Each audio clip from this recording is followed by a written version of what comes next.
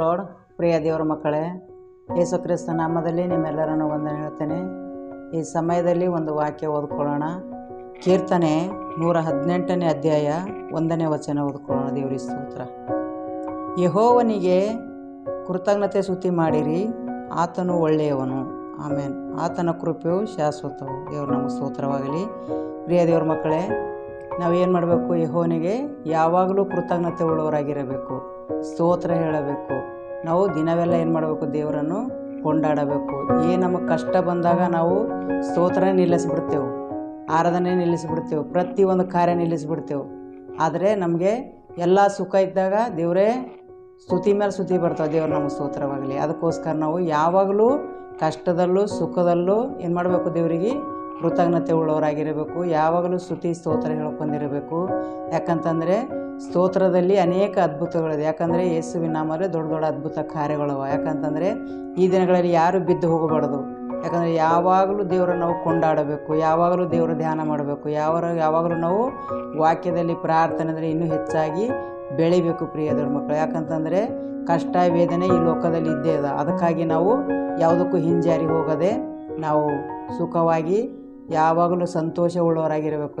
ದೇವರು ಹೇಳಿದ್ದಾರೆ, ಯಾವಾಗಲೂ ಕರ್ತನಲ್ಲಿ ಸಂತೋಷಿರಿ ಅಂತ ಹೇಳಿದ್ದಾರೆ. ಅದಕ್ಕಾಗಿ ಕಷ್ಟನೋ ಸುಖನೋ ಏನೇ ಬಂದರೂ ನಾವೇನು ಮಾಡಬೇಕು?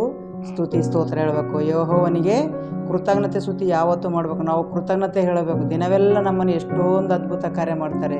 ದೇವ್ರು ನಮಗೋಸ್ಕರ ಎಷ್ಟೋ ಕಷ್ಟಪಟ್ಟು ಈ ಲೋಕಕ್ಕೆ ಬಂದು ನಮಗೆ ಎಷ್ಟೋ ಶ್ರಮೆ ಕೊಟ್ಟು ನಮ್ಮನ್ನು ಈ ದಿನಗಳಲ್ಲಿ ನಮ್ಮನ್ನು ಬಲಗೊಳಿಸಿದ್ದಾರೆ. ದೇವರಿಗೆ ಸ್ತೋತ್ರ. ನಮ್ಮನ್ನು ಜೀವಿತ ಪಟ್ಟಿಯಲ್ಲಿ ಸೇರಿಸಿದ್ದಾರೆ. ಅದಕ್ಕಾಗಿ ನಾವು ಪ್ರತಿಯೊಂದಕ್ಕೆ ನಾವೇನು ಮಾಡಬೇಕು? ಕೃತಜ್ಞತೆ ಉಳ್ಳವರಾಗಿರಬೇಕು, ಸ್ತೋತ್ರ ಹೇಳಬೇಕು. ಕಷ್ಟ ಬಂದಾಗ ನಾವು ಹಿಂಜಾರಬಾರ್ದು, ಸ್ತೋತ್ರ ಹೇಳದೇ ಇರಬಾರ್ದು.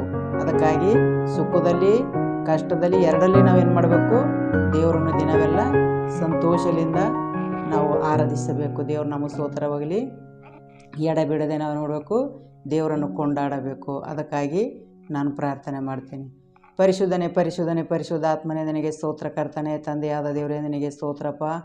ನೀನು ಹೇಳಿದಿ ಕರ್ತನೆ, ಯಾವಾಗಲೂ ಕರ್ತನಲ್ಲಿ ಸಂತೋಷರಿ ಅಂತ ಹೇಳಿದಿ ಕರ್ತನೆಪ್ಪ. ಯಾವಾಗಲೂ ಸ್ತುತಿ ಸ್ತೋತ್ರದಲ್ಲಿ ಇರಿ ಅಂತ ಹೇಳಿದಿ ದೇವ, ನಿನಗೆ ಸ್ತೋತ್ರ. ಏನೇ ಬಂದರೂ ಕರ್ತನೆ, ಸುಖ ಬಂದರೂ ಸ್ತೋತ್ರ ಹೇಳಬೇಕು, ಕಷ್ಟ ಬಂದರೂ ಸ್ತೋತ್ರ ಹೇಳಬೇಕು ಅಂತ ಹೇಳಿದಿ ದೇವ, ನಿನಗೆ ಸ್ತೋತ್ರ. ನಮ್ಮ ಧ್ಯಾನದಲ್ಲಿ ಕರ್ತನೆಪ್ಪ ಸದಾಕಾಲ ಇರುವಂತೆ ಕರ್ತನೆ ಸಹಾಯ ಮಾಡು.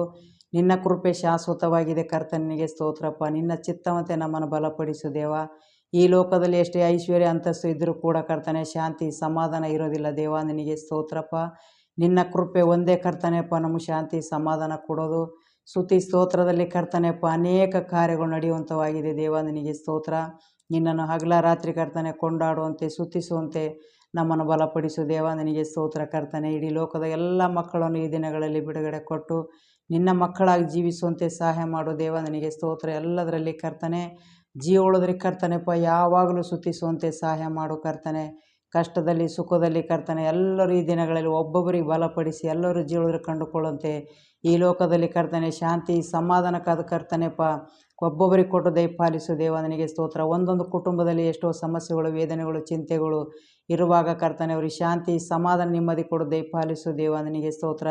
ಕುಟುಂಬದಲ್ಲಿ ಅನೇಕ ಗೊಂದಲಗಳು ಕರ್ತನೆಗೆ ಸ್ತೋತ್ರ. ಕುಟುಂಬದಲ್ಲಿ ಎಷ್ಟೋ ಕರ್ತನೆಪ್ಪ ಗಲಾಟೆಗಳು ಕರ್ತನೆ ಎಲ್ಲದರಿಂದ ಬಿಡುಗಡೆ ಮಾಡಿ ನಿನ್ನ ಮಕ್ಕಳಿಗೆ ಶಾಂತಿ ಸಮಾಧಾನ ಕೊಟ್ಟು ಯಾವಾಗಲೂ ನಿನ್ನನ್ನು ಕೊಂಡಾಡುವಂತೆ ನಿನ್ನನ್ನು ಸ್ತುತಿ ಸ್ತೋತ್ರ ಹೇಳುವಂತೆ ಪ್ರತಿಯೊಂದು ಕುಟುಂಬ ಪ್ರತಿಯೊಂದು ಮಕ್ಕಳಿಗೆ ಆಶೀರ್ವದಿಸಿ ಬಲಪಡಿಸಬೇಕೆಂದು ಯೇಸುವಿನ ನಾಮದಲ್ಲಿ ಕೇಳ್ತೇನೆ ತಂದೆ. ಆಮೇನ್. Praise the lord.